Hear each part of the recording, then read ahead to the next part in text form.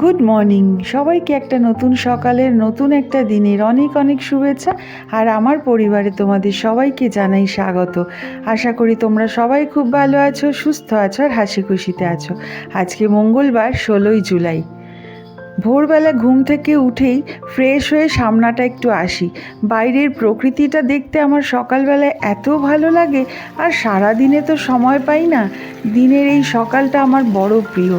তাড়াহুড়ো করে তাই একটু সময় এদের সঙ্গে কাটাই। এই যে ঝাউ গাছটা দেখতে পাচ্ছ, শ্বশুরমশাই আমাকে দিয়েছিল। যখন দিয়েছিল তখন সেটা ছিল একটা ছোট্ট আঙুলের সমান, আর এখন এটা এত বড় হয়েছে। থাকতে থাকতে না এই গাছগুলোও যেন মনে হয় আমারই সন্তান। কিন্তু আজকাল একদম যত্ন করা হচ্ছে না। দেখো গাছের গোড়াটা কীরকম বেরিয়ে গেছে। আগে মুখার্জি মশাই যখন বাড়ি থাকতো তখন রোববার রোববার করে বেশ সুন্দর গাছগুলো যত্ন করতো। সব কিছুকে মাটিতে নিয়ে বসে একদম সার দিয়ে সুন্দর করে আবার রিপোর্টিং করতো। এখন আমি আর পেরেই উঠছি না, বাজারও আমাকে করতে হচ্ছে, আর সারাদিন যে কী করি নিজেই বুঝতে পারি না। আর গাছগুলো জল দেওয়ার সাথে সাথে উঠোনটাও ধুয়ে দিই। তারপরে উঠোনের অনেকটা সময় কাটিয়ে চলে আসি রান্নাঘরে। রান্নাঘরের কাজকর্ম সেরে নিয়ে স্নান পুজো সেরে চলে আসি ব্রেকফাস্ট করতে। আজকে যেহেতু মঙ্গলবার, একদম নিরামিষভাবে একটু ঘুগনি বানাবো আর লুচি করব। আজকে আবার মুখার্জি মশাই বেজায় জ্বর এসেছে। কালকে দুদিন ধরে বৃষ্টিতে ভিজে কাজ করেছে, বেশ সর্দি থেকেই জ্বরটা এসছে। জ্বরে খুব একটা হাই টেম্পারেচার না হলেও ওই একটা থাকে না, ভীষণ দুর্বল লাগে। তাই বাড়িতেই রয়েছে বলে আজকে ব্রেকফাস্টটা ভাবলাম একটু ঘুগনি আর লুচি বানাই, ঝাল ঝাল করে, খেতে খুব ভালো লাগবে। হয়ে গেছে লুচি আর ঘুগনি, এবার কর্তামশাইকে দিয়ে দিই। আর ডিঙ্গু মহারাজ সব সময় আমার যাতায়াতের মধ্যিখানে বসে থাকবে। তাকে যখন বলা হবে যে মধ্যিখানে কেন বসে আছিস, লেজটা নেড়ে কী যে বুঝলো কে জানে। আমাদের ব্রেকফাস্ট খাওয়া হয়ে গেছে। ব্রেকফাস্ট খাওয়ার পরে আমি বসেছি একটা কাণ্ড ঘটাতে। আমার কাছে কিছু মোম ছিল, যেগুলো আমার শাশুড়ি মা তার তিতুনকে নিয়ে অ্যাক্টিভিটি করার সময় এনে রেখেছিল। ভাবলাম যে অনেক দিন ধরে পড়ে রয়েছে, এইদিকে তো অনেক কিছু শিখি আমরা মোবাইল দেখে। আমি ভাবলাম যে এইরকম একটা শিখেছি, সুন্দর করে মোমবাতিটা জ্বালিয়ে রাখবো, মোমবাতি বানাবো। তো কাচের একটা কন্টেনারের মধ্যে লেবু দিয়ে তো আমি সুন্দর করে তৈরি করেছিলাম, কিন্তু ক্যান্ডেলের মোমের ওই ইয়েটা যখন গলিয়েছি এত গরম ছিল যে সেটা পুরো ফেটে গেছে। তারপরে আর কি করব, আবার নতুন করে করেছি এই ক্যান্ডেলটা। আর ওই যে ঘর ঘর কি কাহানির মতন আমিও একটু ক্যান্ডেলটা জ্বালিয়ে বেশ মজা লাগলো যখন ক্যান্ডেলটা সুন্দরভাবে জ্বললো।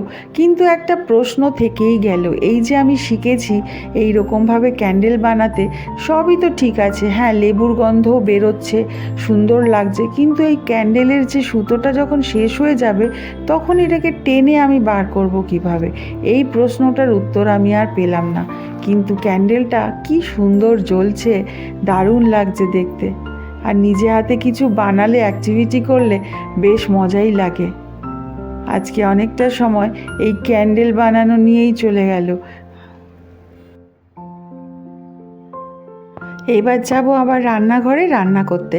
তার মধ্যে আবার তিতুন আর তিতুনের বাবা ওই সামনে মটকা কুলফি যায়, কিনে নিয়ে এসছে 4টে। আজ জানতে পারলাম এদের এখানে সিদ্ধি মটকা কুলফিও পাওয়া যায়। মুখার্জি মশাইকে জিজ্ঞাসা করছে, আপনি কি সিদ্ধিওয়ালা কুলফি খাবেন? আমি প্রথম জানলাম এরকমভাবে সিদ্ধিওয়ালা কুলফিও বিক্রি করে। আর কালকে উল্টো রথ ছিল, কত প্রসাদ দিয়ে গেছে। পাপান দেখো, পাপান মানে আমার এখানে আছে একটা ছোট্ট ছেলে, যেই ছেলেটার বাড়িতে কি সুন্দর করে যে পুজো হয়, সব রকমের পুজো। তো জগন্নাথ দেবের পুজো হয়েছিল, আমাদের দিয়ে গেছে। দুপুরবেলা খেতে বসেছি, একটু ডাঁটা দিয়ে মুগের ডাল করেছি আজকে, আর একটু লাল শাক করেছি, বাদাম দিয়ে বড়ি দিয়ে, আর করেছি বড়ি দিয়ে লাউ। তো আজকের এই হচ্ছে আমাদের লাঞ্চ মেনু। আমি আর মুখার্জি মশাই ওই নানা রকমের গোপাল ভাঁড়, কখনো নন্টে ফন্টে, কখনো নাটবল্টু চাড়িয়ে এই সময়টায় আমরা বেশ সুন্দর একটু এনজয় করি।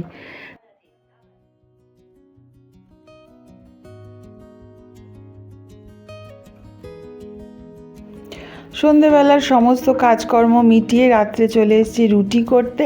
রুটিটা তো রেগুলার করতেই হয়, তবে যেই দিন শরীরটা খারাপ লাগে বা ইচ্ছে করে না সেই দিন কিনে নিয়ে চলে আসি।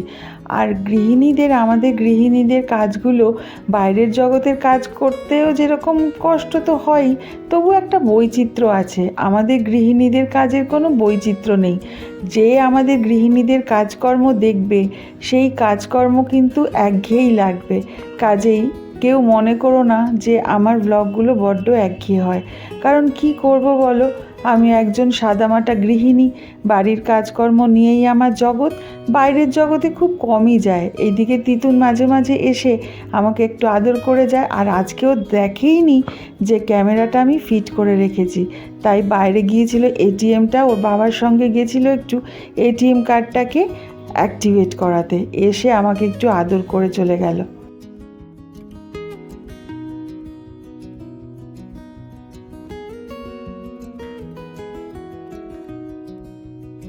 আর আমার জন্মদিনের পর থেকে আমার এই রান্নাঘরটা বেশ আরামদায়ক হয়ে গেছে।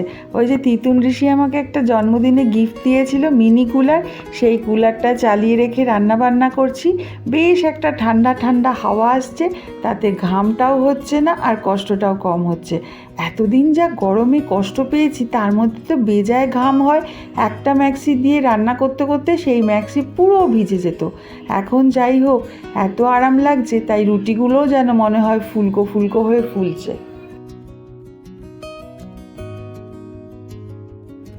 তোমাদের সাথে কথা বলতে বলতে রুটিগুলো হয়ে গেল। এইবার একটু আলুর দম করতে হবে। আমার আর কর্তামশাইয়ের জন্য ভাত আর দুপুরের সেই মেনুগুলো তো রয়েইছে, কিন্তু ওই আইটেমগুলো দিয়ে রুটি খাওয়া যায় না, তাই একটু আলুর দম করব।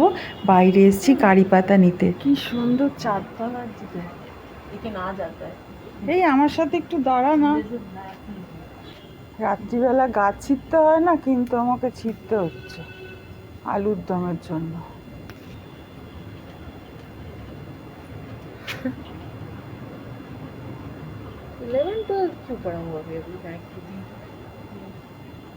রাত্রের आकाश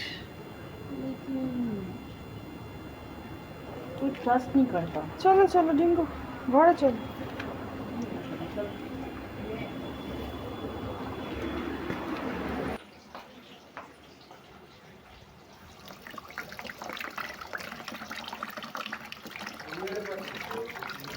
এই যে কাছের টাটকা ফ্রেশ কারি পাতা, আর রিওরও বারে বারে জল পিপাসা পাচ্ছে, এসে খালি চকম চকম করে জল খাচ্ছে। এইদিকে আমার আলুগুলো ভাজা হয়ে গেছে।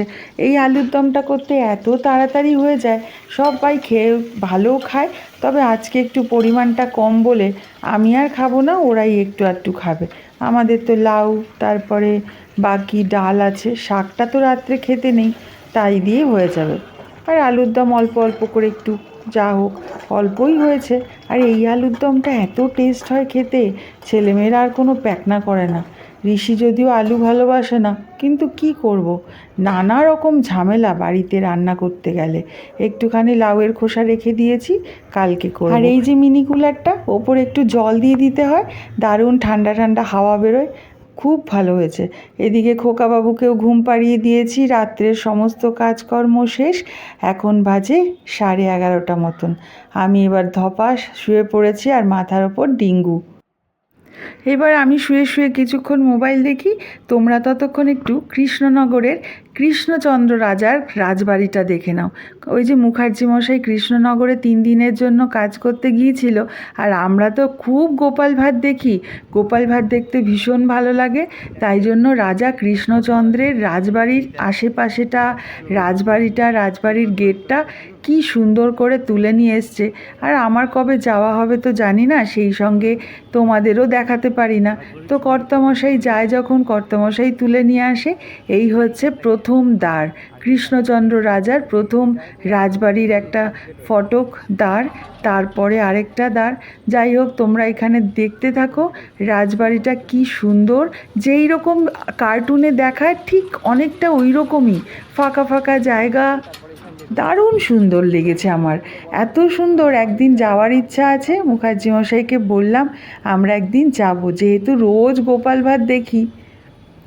এই দ্বারটার পরে আরও একটা দ্বার রয়েছে, সেটা হচ্ছে মেন দরজা। ওই যে দেখো, যেই রকম কার্টুনে দেখায় ঠিক অবিকল ওই রকম সামনে ওই যে গাছটা দেখতে পাচ্ছ, কার্টুনে কিন্তু ওইটাও আমরা দেখি। যাই হোক, আজকের গল্প এখানেই শেষ করব। ভালো লাগলে তোমরা একটা লাইক করে দিও, আর নিজেদের মতামত অবশ্যই আমাকে কমেন্ট করে জানিও। নতুন যারা দেখছো তারা একটু যদি সাবস্ক্রাইব করে নাও তাহলে আমি অনেক খুশি হব। আর নিজেদের অনেক খেয়াল রেখো, সুস্থ থেকো। দেখা হবে তোমাদের সাথে পরের একটা ব্লগে। ততক্ষণের জন্য বাই অ্যান্ড গুড নাইট।